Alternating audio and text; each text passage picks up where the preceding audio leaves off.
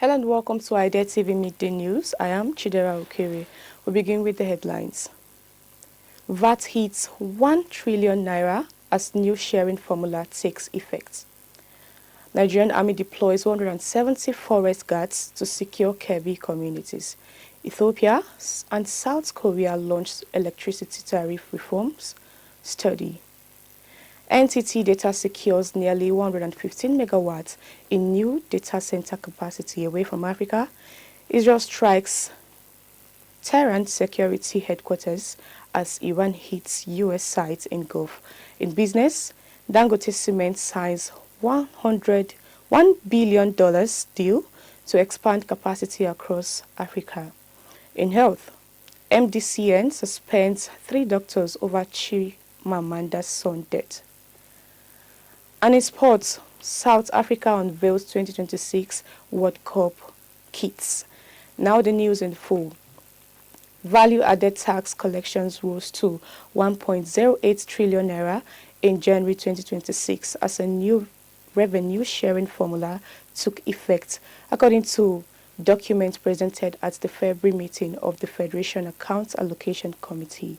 After deductions of 79.94 billion naira, a net 1.00 trillion naira was shared among the federal government, state and local governments, marking an 18.5% increase from December. Under the revised structure, the federal government now receives 10% of net VAT, state 55% and local government 35%. From the 1.00 trillion naira shared in January, the federal government received 100.32 billion naira state, got 551.77 billion naira, and local governments 351.13 billion naira. The change reduced the federal government's share compared to the previous 15% formula, while boosting allocations to states. Overall total funds distributed in January stood at 1.90 trillion naira from combined revenue sources. Lagos remained the highest VAT beneficiary, receiving over 101 billion naira in net allocation, as analysts urged states to strengthen internal revenue generation and ensure transparent use of the increased funds. In another news, the Nigerian Army has deployed 170 forest guards to Arewa local government area of KEBBI State to strengthen security in vulnerable communities. The deployment was operationalized on Tuesday by Major General Benba Paul Gwana, General Officer Commanding 8th Division and Commander of Sector 2, Operation Fansen Yama at Kwangiwa. The Army also provided logistics support, including 10 motorcycles, 170 sleeping kits, and food supplies to boost mobility and welfare. The forest guards will operate under military supervision to enhance rapid response in remote forested areas often targeted by bandits and other criminal groups. KEBBI State Governor Nasiru Idris, represented by the Commissioner for Home Affairs and Internal Security, commended the move, describing it as a timely intervention. The Army said the initiative is part of broader efforts to consolidate gains against insecurity in the northwest region. Moving forward, Ethiopian Electric Power has launched a joint study with the government of South Korea to modernize Ethiopia's electricity tariff setting framework. The announcement was made in Addis Ababa under Seoul's knowledge sharing program after Ethiopia's proposal was selected from more than 400 international applications. Chief Executive Officer Asheba Boucher said national electricity access stands at 54% despite the country's vast renewable energy potential. He noted that reforming tariff structure is essential to strengthen financial sustainability, expand access, and attract more private investment into the power sector. The study aims to align Ethiopia's tariff system with international standards, build international capacity, and improve the sector's financial viability. The reform comes as Ethiopia's continuous power sector expansion, including the rollout of the Grand Ethiopian Renaissance Dam, with authorities describing tariff reform as key to translating installed capacity into effective electricity access. Nippon Telegraph and Telephone Data has secured nearly 115 megawatts of new data center capacity across campuses in Gainesville, Virginia, Chicago, Illinois, and Sacramento, California, the company announced today.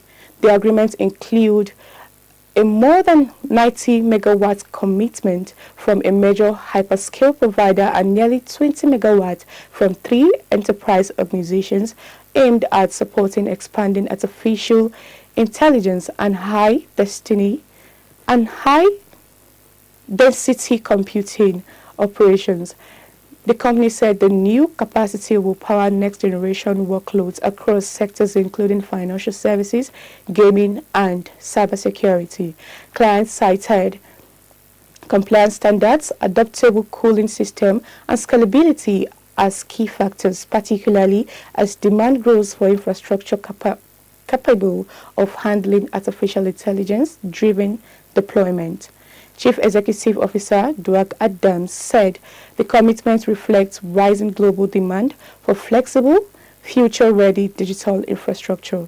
Over the past year, NTT Data launched 10 new facilities across North America, Europe, the Middle East, Africa, and Asia Pacific, adding more than 370 megawatts capacity as part of a plan to invest over $10 billion by 2027 to support the expanding digital economy.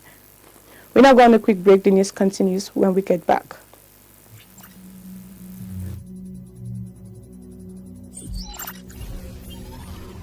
"5G technology. 5G technology promises to be a game changer by delivering ultra-fast internet speeds, low latency, and the ability to connect millions of devices seamlessly.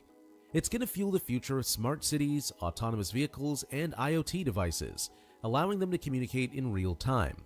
However, 5G rollout isn't without hurdles. High costs of infrastructure and regulatory issues in some regions have slowed down implementation. By 2026, the 5G market is expected to be valued at $667.90 billion, with the US, China, and South Korea leading the in Iran since the joint US-Israeli campaign began on Saturday. Iran retaliated with missile and drone attacks across the region.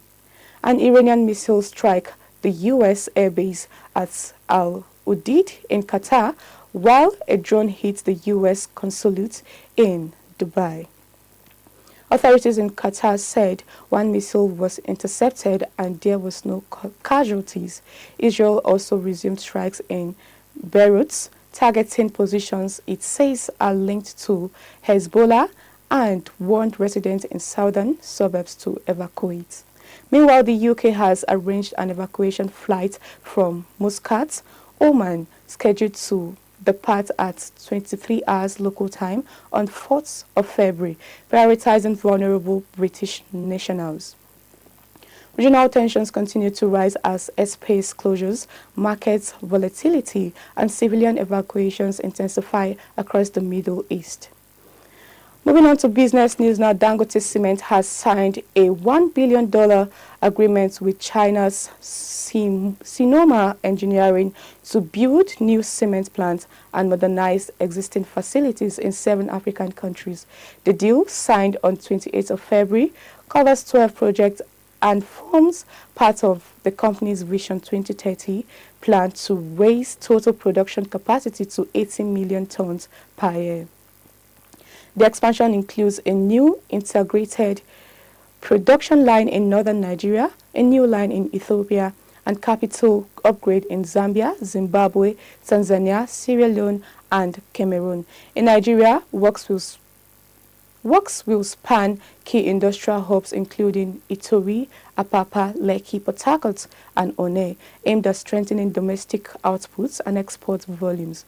Founder Aliko Dangote said the projects are critical to achieving the 80 million tons annual target, while Chief Executive Officer Avend Patak described the move as a commitment to closing Africa's cement supply gap. The company reported a 166.3% rise in 9 months 2025 net profit to 743.3 billion naira, despite slightly lower sales volumes, as revenue climbed 23.2% year-on-year. In sports news, the Medical and Dental Council of Nigeria has suspended 3 doctors over alleged medical negligence linked to the death of 21-month-old Nkanu Adichie Esege, son of writer Chimamanda Ngozi Adichie. The decision followed an investigation by the Council's panel, which concluded its 25th session in Abuja on February 17th and 18th, 2026.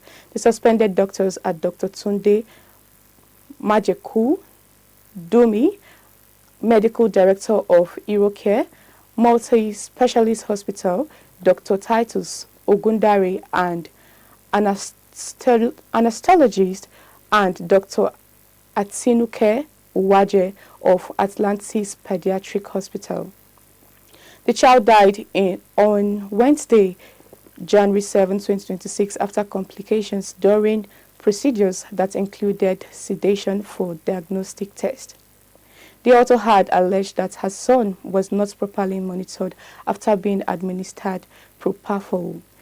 The trial will remain barred from practicing in Nigeria pending the determination of their cases before the Medical and Dental Practitioners Disciplinary Tribunal. The panel also found a prima facie case of professional misconduct against 10 other doctors, while 8 were cleared. Meanwhile, a colonial court sitting in Lagos has fixed April 14, 2026 to begin an inquest into the child's death. Finally, in sportswear agent Adidas has unveiled South Africa's new football kits for the 2026-2027 season ahead of the FIFA World Cup and the Women's Africa Cup of Nations.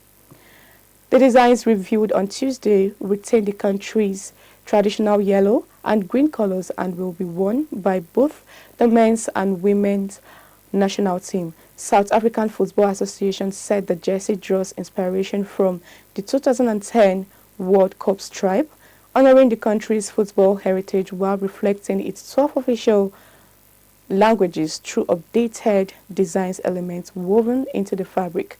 Adidas signed as the new kit supplier in late 2025, replacing La Coque Sportive. South Africa's women team will compete at the Women's Africa Cup of Nations in Morocco from March 17 to April 3rd, while the men's team is set to represent the country at the World Cup in June and July in the United States, Canada, and Mexico. And that's all we have for you today on Idea TV Midday News. But before we go, here's the recap of the headlines. VAT hits 1 trillion naira as new sharing formula takes effect. Nigerian Army deploys 170 forest guards to secure KEBBI communities. Ethiopia, South Korea launched electricity tariff reforms study. NTT Data secures nearly 115 megawatts in new data center capacity. Away from Africa, Israel strikes Tehran security headquarters as Iran hits U.S. sites in Gulf. In business news, Dangote Cement signs $1 billion deal to expand capacity across Africa. And in health, MDCN suspends 3 doctors over Chimamanda's son's death. And finally, in sports, South Africa unveils 2026 World Cup kits. Do not forget to follow us across all social media platforms at Idea Television. I am Chidera Okere. Thank you for watching.